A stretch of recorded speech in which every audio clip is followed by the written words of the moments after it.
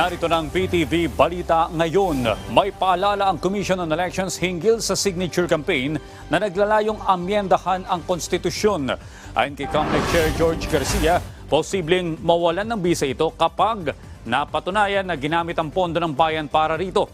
Dagdag pa ng opisyal, nakasaad sa Section 16 Resolution 10650 na bawal ang paglilikom ng pirma gamit ang pondo ng pamahalaan. Ipinaalala rin ng COMELEC ang nakasaad sa Anti-Graft and Corrupt Practices Act sakaling may opisyal na napatunayang sangkot dito. Sa ngayon, iniimbestigahan na ng COMELEC kung lehitimong botante ba ang pumirma sa signature campaign.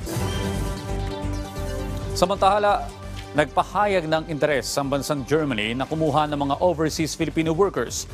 Kasunod na rin ito ng pagbisita ni German Foreign Minister Annalena Baerbock sa bansa.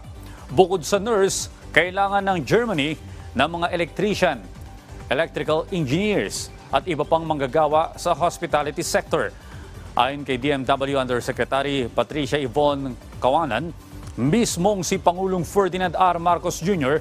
ang naglatag ng mga kondisyon para sa mga OFW na magtatrabaho sa Germany. Layon nitong maiwasan ang kakapusan ng mga manggagawa sa bansa. Gagawin ang recruitment sa pamamagitan ng government-to-government program.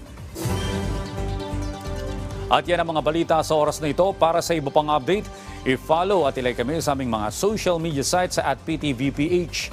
Ako po si Audrey Goriseta. Magandang umaga.